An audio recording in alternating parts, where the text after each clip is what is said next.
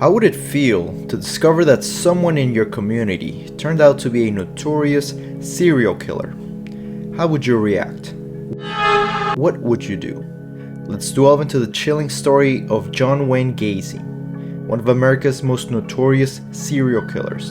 But be warned, this is no ordinary tale. Our story begins with the enigmatic and charismatic John Wayne Gacy, a successful businessman and a pillar of his community. Unaware to those around him, Gacy harbored a dark and sinister secret. Gacy became involved in clowning as part of his participation in community events and charitable functions. He began performing as a clown to entertain children at parties, parades, and other gatherings. Gacy used his clown persona, named Pogo the Clown, to gain access to his victims and to portray himself as a friendly and harmless figure, but there was more beneath the mask. In 1972, a young 16-year-old named Timothy McCoy was traveling back home when Gacy first saw him. He approached him and invited him to a sightseeing. And given that the Greyhound bus was stopping for a layover, he accepted the invitation. Afterwards, Gacy invited him to stay the night, which Tim also agreed to. Now, here's where the story takes a drastic turn. Tim McCoy, even though he's the last one, he's the first one. He's the first one, actually. Right. The first of the 33. Because when they arrived at Gacy's house, they proceeded to eat and drink alcohol, which led to an erotic encounter. Gacy woke up at 4 in the morning. He claims that he saw Tim standing in the doorway with a knife. He then started to approach Gacy. He then proceeded to fight Tim back, causing him to fall back and get stabbed by the knife. This information would have never been found if they hadn't found his body a few years later. The autopsy revealed that he indeed had been stabbed in the chest. They were only able to identify Tim's body by his distinctive teeth. Gacy began working as a clown in 1975. Aside from his contractor job, his character's name was Pogo the Clown. He used his new role as a clown to approach young men and boys.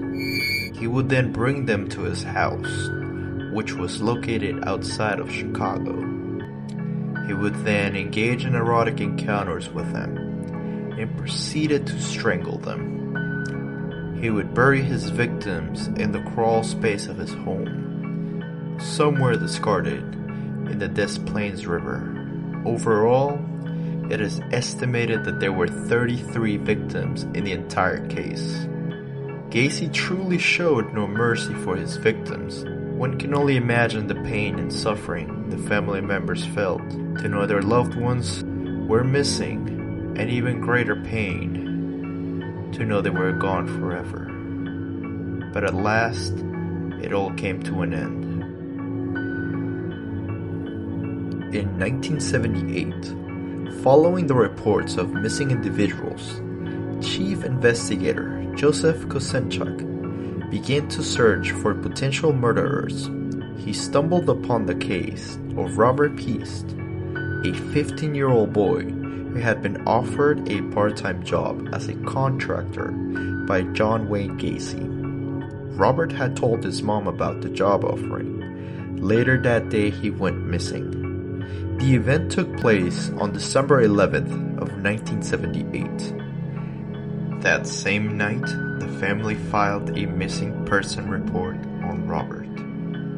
Investigator Kosenchuk looked into Gacy's prior records, only to find out he had served a prison sentence for pederasty. They then searched Gacy's home, but weren't able to find something to detain him. He was then put under surveillance. On December 20th, an extremely drunk Gacy confessed his crimes to his attorney.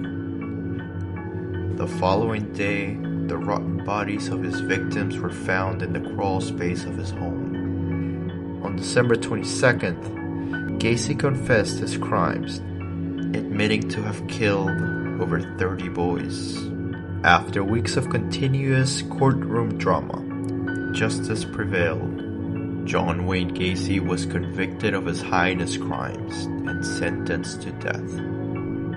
On May 10th of 1994, Gacy was executed by lethal injection at the age of 52, and the last words of this infamous killer were, Kiss my ass.